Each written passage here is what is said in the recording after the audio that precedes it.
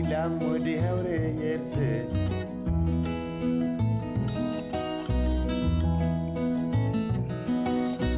Nilamudi hawre yerse Yeter sabu yer koi Yeter sabu yer koi Yeter sabu yer koi Bangu goyer Pour cette émission spéciale, Jean-Paul, tu aurais pu nous parler de n'importe quoi. Pourquoi tu as choisi de nous parler de la kora aujourd'hui? Ah, pourquoi la kora? Très très simple, parce que c'est un instrument, pour commencer, qui est moins connu, bien sûr. Il a été vraiment popularisé à partir de la deuxième moitié du 20e siècle, et surtout parce qu'il est devenu, avec le temps, probablement avec le balafon et avec le djembé, il est devenu l'instrument représentatif de l'Afrique dans son entièreté. Peut-être pas tout à fait l'Afrique au complet, je pense à l'Afrique du Sud, entre autres, mais certainement pour l'Afrique de l'Ouest, l'Afrique du Nord et l'Afrique centrale, c'est devenu l'instrument représentatif. En fait, il faut dire une chose, et je pense que c'est important de souligner ça, c'est que autant le djembé servait à faire, comment dirais-je, de la communication entre les différentes tribus de l'Afrique, c'est un moyen de communication, le djembé, avant d'être un instrument de rythmique, pour commencer. Il faut bien revenir un tant soit peu dans l'anthropologie et dans l'histoire de ça. Donc, le djembé, c'est vraiment un instrument de communication qui s'est ensuite transformé sous la rythmique. Le balafon, lui, c'est plus comment je dirais, une façon de traduire en musique et en son la tradition et l'histoire des individus, des tribus, les mythes, bon, etc., etc. Et enfin, la kora est devenue l'instrument de prédilection pour, comment dirais-je, pour l'introspection, pour le retour sur soi, pour le retour sur nos valeurs en tant que telles. Et je pense que ça, c'est aussi une des dimensions qu'on connaissait et qu'on méconnaissait, d'accord. Alors, selon toi, tu viens de le dire là, qu'on la méconnaissait quand même un peu, parce que tu me dis des affaires. Moi, je pensais que la kora, c'était un peu comme le balafon, tu sais, où est-ce qu'on a des griots dans le peuple africain qui chantent des louanges de certains peuples, qui chantent des louanges. Je pensais que ça servait juste à ça, mais non, j'ai l'impression qu'on la connaît pas bien, cet instrument, on le connaît pas bien, cet Et, instrument-là. Et c'est pour ça justement que j'en parle, parce que à force d'en entendre parler, on finit par se poser la question, c'est quoi exactement la Cora? Et C'est ça. j'ai décidé de faire appel et de faire des recherches, évidemment, en conséquence, et donc de faire appel à Fédis Tizou d'Argence, qui nous retrace, elle, pour commencer, et on va y revenir bien sûr pour l'histoire dont tu parlais, mais on va donc pour commencer définir la kora comme instrument de musique. C'est tiré de la balado de l'instrumentarium de l'insolite. C'est vraiment une série extraordinaire sur les différents instruments. Et donc, on va commencer par circonscrire l'aspect physique de cet instrument-là. Si tu veux, on va écouter ça. Ok. Au niveau de sa lutherie, elle est composée d'une demi-calebasse servant de caisse de résonance nommée ici miraillot. Elle est aussi imposante car elle fait environ entre 50 et 70 cm de diamètre. La calebasse fait partie de la famille des cucurbitacées, famille regroupant également les courges, citrouilles, concombres, etc. Les calebasses sont très souvent utilisées pour fabriquer des instruments. Et d'ailleurs, pour ceux qui ont suivi mes anciennes vidéos, j'en ai déjà parlé lors de mon épisode sur le hulusi, flûte originaire de Chine, qui est également fabriquée à partir d'une calebasse. La caisse de la kora est recouverte d'une peau d'animal, nommée kulo, pouvant être de la vache, de l'antilope. Ok, donc je comprends que à la base de la kora, comme la petite boule là, c'est une calebasse qu'on utilise. Tu Oui, vois, je savais pas exactement ça. ça. Absolument, c'est une calebasse, bien entendu, sur laquelle est monté un manche. En fait, en réalité, un manche principal sur lequel on accorde, bien sûr, et on met les cordes en tant que telles. Des cordes, d'ailleurs, qui sont à la fois en boyau ou en nylon, dépendant de l'époque. Au début, c'était des boyaux d'animaux que l'on tendait, que l'on travaillait, que l'on tendait, et qui, bien sûr, servaient de cordes. Et plus tard, bien évidemment, c'est devenu des cordes de nylon. Ce qui est intéressant aussi, c'est que sur ce long manche-là, il y a des, comment je dirais, des anneaux de tissu qui permettent de tendre ou de détendre les cordes selon l'accord que l'on veut donner de la calebasse. Et donc, par conséquent, ça aussi, c'est très intéressant dans les origines comme telles. Alors, finalement, il y a deux modes de fonctionnement de la calebasse, pour la cora, pardon. C'est vraiment d'ajuster les cordes avec ces anneaux de tissu, si tu veux, de cuir et de tissu. Et d'autre part, plus tard, on a eu comment je dirais, la fabrication de ce manche, de la cora, mais avec des chevilles, un peu comme pour une guitare. Et là, à ce moment-là, c'était beaucoup plus facile à ajuster, évidemment. Autre particularité aussi de la cora, bien sûr, c'est comment je dirais, la façon qu'on le tient. Dans la calebasse, bien sûr, ce qui est Oui, la base, c'est on vrai. tient entre les genoux. Ensuite de ça, le long manche où on met les cordes et on ajoute. Et ensuite de ça, de chaque côté de ce manche-là, tu as deux petits manches qui nous permettent d'asseoir notre main gauche et notre main droite. Et la cora se joue strictement et uniquement avec le pouce et l'index, à gauche et à droite, bien sûr. Alors ça, c'est exactement le geste, tout à fait. Et donc, par conséquent, c'est comme ça que ça se joue. Bon, il y a différents accords, on va en reparler, bien entendu, mais physiquement parlant, c'est comme ça que ça se présente. Et les cordes, que ce soit de boyau ou que ce soit de violon, sont montées sur un chevalet, donc c'est-à-dire comme pour une guitare, c'est la même chose. Donc, les cordes sont séparées par un chevalet et elles sont ensuite tendues en bas de la calebasse, pardon, par justement une espèce d'anneau sur lequel c'est fortement ancré. Et donc, un peu comme le principe de la guitare, c'est la même chose. Et donc, par conséquent, c'est la description physique en tant que telle de la cora. C'est donc un instrument qui remonte à très longtemps et qui, comment dirais-je, a été très maintenant amplifié, mais antérieurement, c'était la calebasse qui servait de caisse de résonance. Et ça aussi, ça donne un son, comment dirais-je, particulier, vraiment, vraiment particulier. Alors, c'est quoi la gravicora? Et puis en plus, j'aimerais que tu nous expliques un peu la différence entre la cora et puis la gravicora. Parfait. Alors, la gravicora, c'est justement, on y arrive. La gravicora, c'est Robert Graul, pardon, oui, Graul, qui a décidé qu'on enlevait complètement la calebasse, donc la caisse de résonance de la cora. Et à ce moment-là, qu'on allait purement et simplement avoir un manche, et on pourrait peut-être voir justement l'image. Et donc, on va simplement enlever la calebasse comme telle et on a un long manche que l'on branche électroniquement dans un amplificateur, exactement comme si on avait une guitare, c'est exactement la même chose. Et donc, c'est un instrument donc, qui est du nouveau genre en tant que tel. Ça, à mon avis, ça, comme c'est en acier, fait en acier, bien entendu, ça a une résonance un tant soit peu différente et ça prend des ajustements au niveau de l'amplificateur. Ça n'a pas tout à fait le même son. Par ailleurs, C'est ça que ça j'allais permet, dire. mais ça permet par ailleurs d'avoir une plus grande, moi je dirais, variété dans les sons que l'on produit. Et je pense que ça, c'est intéressant et c'est important également, notamment, par exemple, celui qui en a beaucoup joué, c'est Frodé Moussa Sousso, qui a fait beaucoup, beaucoup de travaux avec Herbie Hancock au niveau du jazz en utilisant justement la gravicora. C'est vraiment, vraiment intéressant au niveau du son.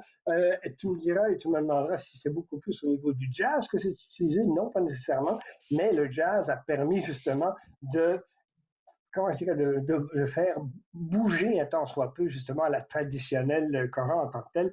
Deux personnes présentement en jouent.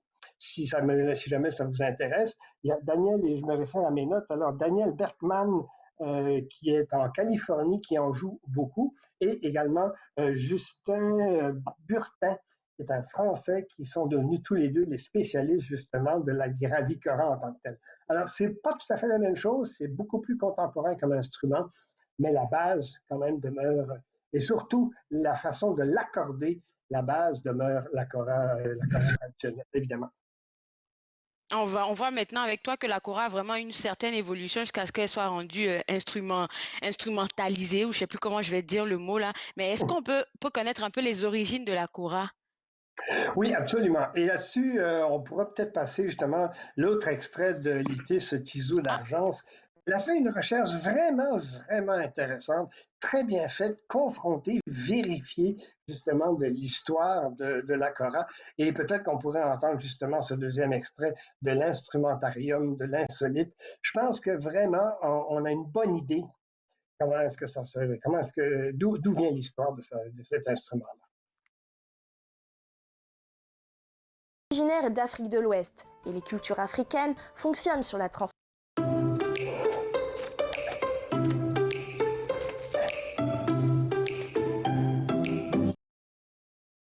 Hop, on a eu un petit drôle un d'aparté petit, avec c'était une l'annonce, mesdames annonce, et messieurs. oui, Alors juste dans le milieu. ne, ne vous surprenez De différents ethnologues, ethnomusicologues, mêlés aux récits perpétués par les griots datant du XIIIe siècle jusqu'à nos jours. Attardons-nous d'abord sur les griots. Ils sont également nommés djeli, et ce sont des sortes de bardes qui officient comme communicateurs traditionnels en Afrique occidentale. Ils font une transmission par le sang, donc de génération en génération, afin que cela reste dans le cadre familial. Certains griots sont issus des mandingues. Ah, c'est ça Alors que je te donc disais voilà. quand tu as commencé à me faire l'histoire, Jean-Paul, c'est que moi je pensais que c'était Oui, juste pour les griots en fait, Ces familles tu djeli vois? Mais j'avais pas absolument un peu pas. tort, Et hein? c'est oui, absolument. Disons la base comme telle. Il a bien fallu que quelqu'un commence. Et bien sûr, c'est un griot père, si on peut le dire, bien sûr, qui a commencé à faire ça, bien entendu. Euh, c'est c'est vraiment, comment dirais-je, un instrument qui fait appel justement à la passation de la connaissance. C'est vraiment ça. Beaucoup plus aussi que simplement la passation de l'histoire ou une anecdote ou quelque chose à raconter en musique, bien sûr, ou en instrument. C'est vraiment, comment je dirais, la tradition qui est importante de passer. On dit même à un moment donné, dans toutes les recherches que j'ai faites, et notamment les travaux de Félix d'Argence, pardon, oui, Tisou d'Argence, on dit justement que la tradition de passage, le know-how, comme on dit, le savoir en tant que tel, c'est ce qui a plus d'importance et c'est ce qui maintient, c'est le tissu, comment il dit ça? Le tissu social et le tissu musical qui permet justement de maintenir la musique sur son air d'aller. C'est intéressant ça aussi, hein, qu'il y a un aspect de passation, mais il y a aussi un aspect de communauté là-dedans, dans cette musique-là et dans cet instrument-là. Euh, Tout le monde et beaucoup de monde, quand on entend le son de la chorale, beaucoup de monde se rassemble et écoute. Et ça, Écoute. pardon, c'est très intéressant. Oui, oui, et puis je sais que l'histoire ne s'arrête pas là. Tu as fait tellement de recherches, je pense que tu as une suite à nous donner aujourd'hui. Oui, effectivement. Alors, il y a je vais compléter avec la façon que la Cora est accordée, parce que c'est important, évidemment. Pour commencer, disons une chose. En partant, c'est qu'elle ne s'accorde absolument pas comme les instruments de nos jours. Ça, c'est vraiment très, très important. Donc, il a fallu, quand, par exemple, on décide de faire des concerts ou qu'on décide de faire des productions avec la chorale de nos jours, il faut transcrire en langage commun, bien sûr, la musique en tant que telle. Alors, Ben il y a oui, trois modes, oui. il y a trois modes d'accordage, si je peux dire, de la chorale. L'ancien mode, qui est ce qu'on appelle la grande route, qui est le sa-li-ba. Et ce que c'est, grosso modo, c'est que des deux côtés, comme je disais, on joue avec les doigts de chaque côté. Et donc, de chaque côté du chevalet, on met en alternance les tierces, donc les cordes qui nous permettent à la fois de faire les accords et de faire la mélodie, mais la mélodie en particulier avec les tierces, alors on a, je ne sais pas moi, une corde à gauche, une corde à droite, et c'est comme ça qu'on réussit à bâtir une mélodie. Ça, c'est la façon de l'accorder de la plus ancienne façon. De nos jours, et de façon beaucoup plus récente, il y a le tomora, qui est, si tu veux, d'accorder la cora un peu comme, pour ceux qui connaissent un peu la musique, d'accorder la cora un peu comme si c'était en fa majeur. C'est vraiment ça. Et là, à ce moment-là, en ayant cette concordance-là, ça permet bien sûr de pouvoir l'accorder et donc de pouvoir en jouer. C'est la façon probablement la plus commune maintenant d'accorder la cora. Et la troisième façon, qui est propre au Mali et propre à la Guinée.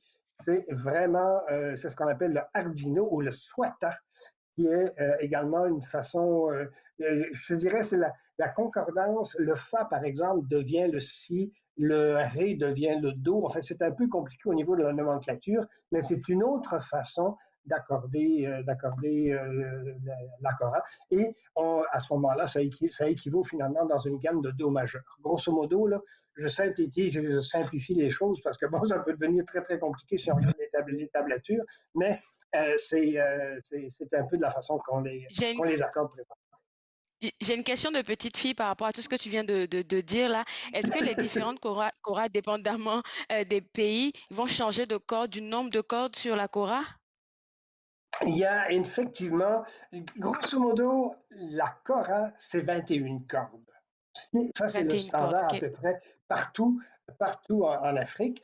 Mais il y a des koras qui ont seulement 18 cordes. Il y en a qui en ont 22.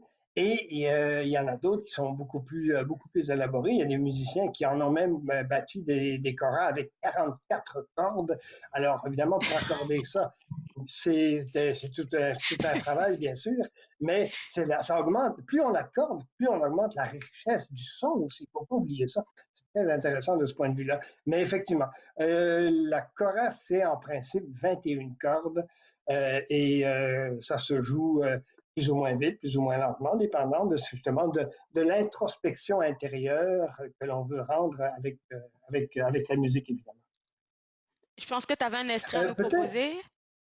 ben, pas tout de suite. Je pense que, oui, tiens, allons-y encore, justement, avec, justement, comment je dirais, un autre extrait. Allons-y voir. Écoutez. Les moines du monastère bénédictin de Cœur Moussa, basé au Sénégal,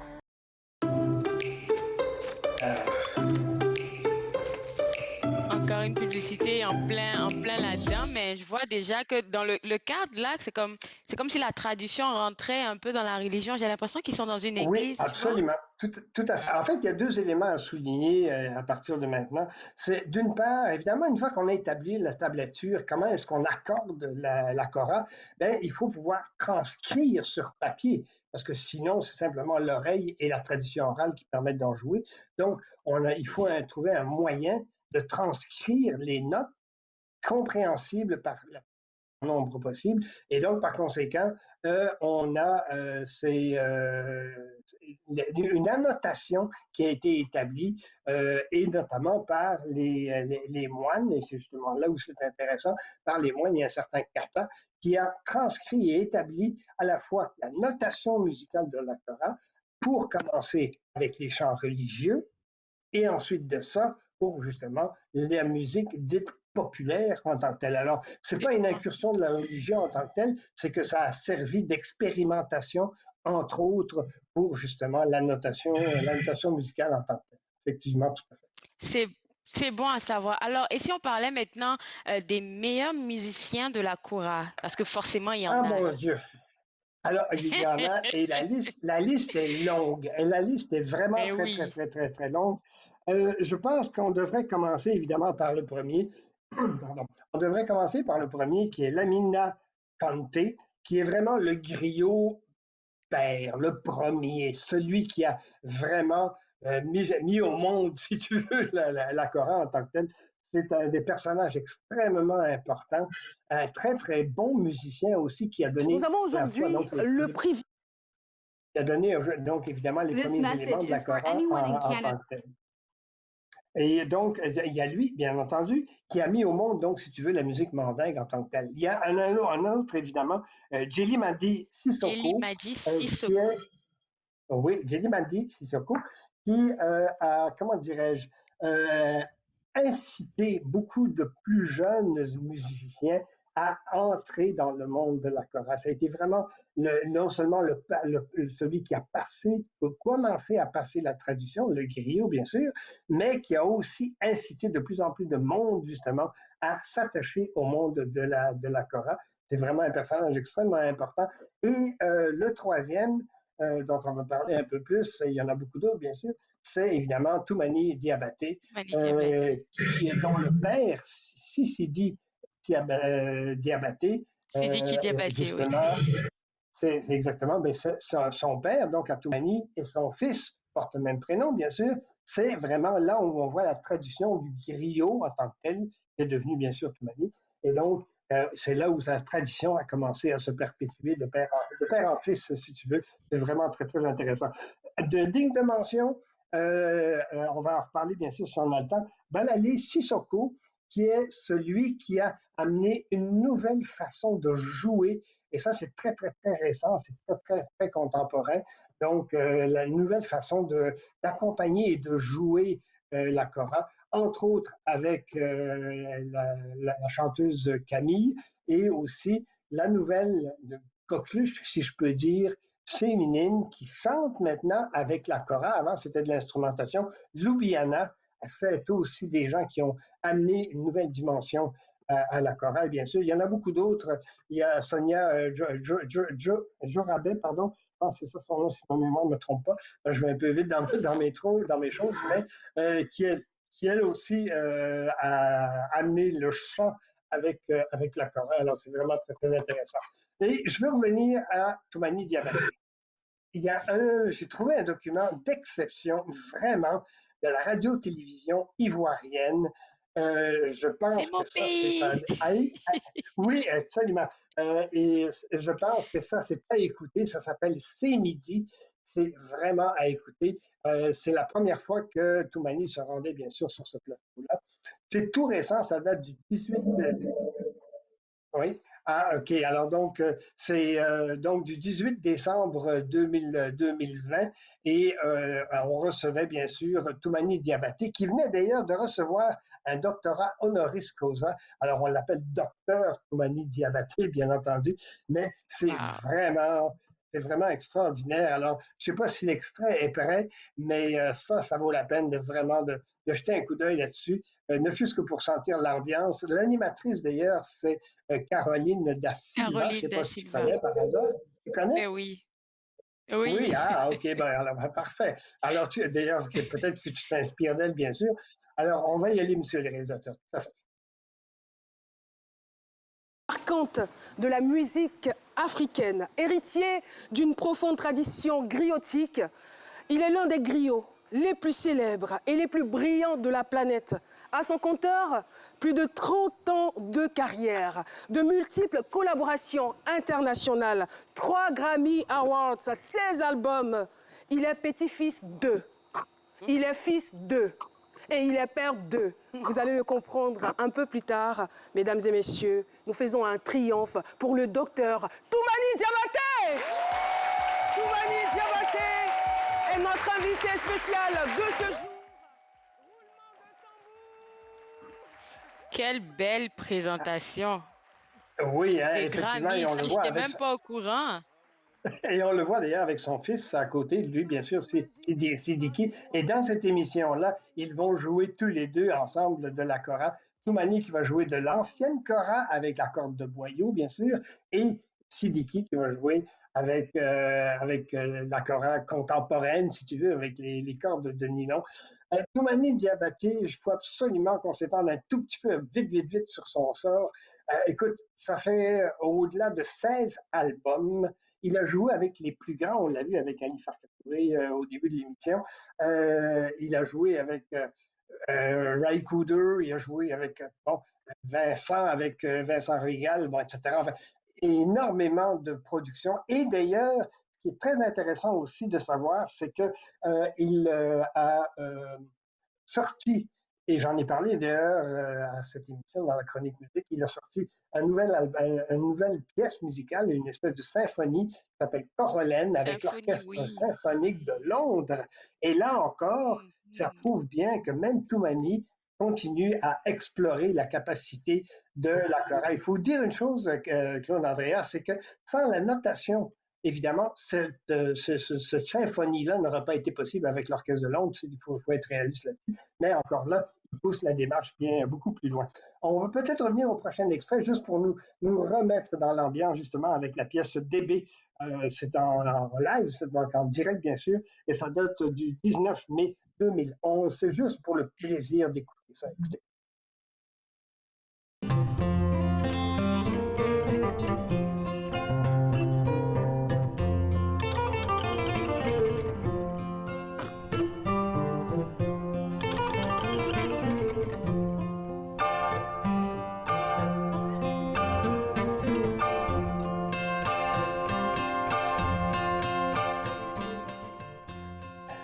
Voilà. C'est Alors, vois-tu, tellement enchanteur ce qu'on entend.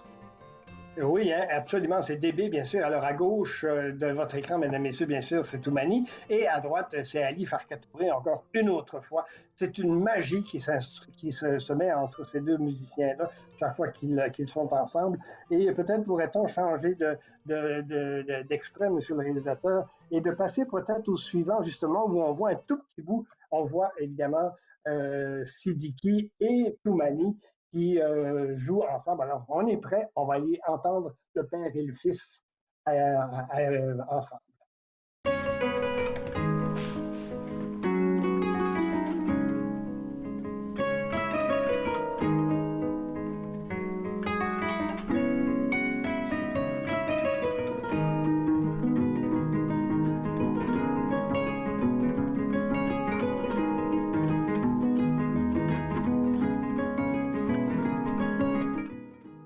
Jean-Paul, t'es tellement... oui. Tu vas nous chercher loin là, j'aime.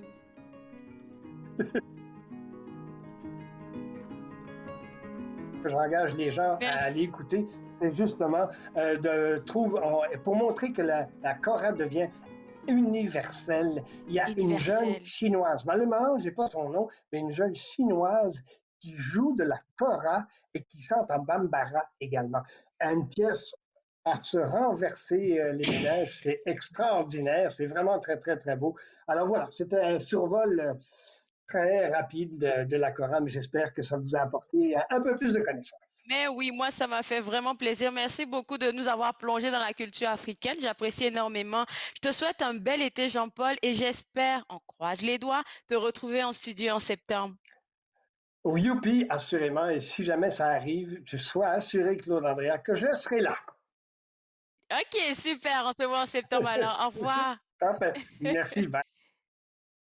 Alors moi, je vous souhaite un bon moment. On se revoit une prochaine fois. Bye bye.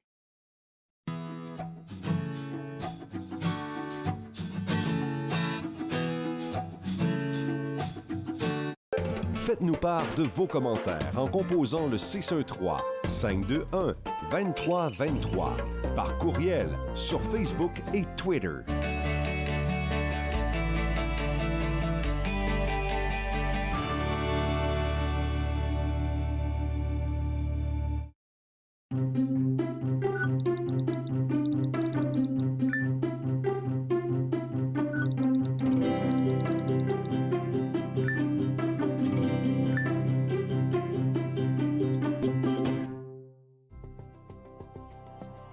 Il est question de partage et d'entraide, d'action et d'appartenance, de profiter pleinement de la vie et de rire aux éclats. Nous sommes l'Arche Canada. Nous admirons et partageons tout ce que les gens ont à offrir. Découvrez qui nous sommes dès aujourd'hui. J'ai passé plus de temps que je devrais à essayer de comprendre qu'est-ce qui est arrivé. Tous les trois qui étaient sur le pont ne savaient pas qu'un train pourrait passer aussi vite qu'il est passé, puis sans s'en apercevoir.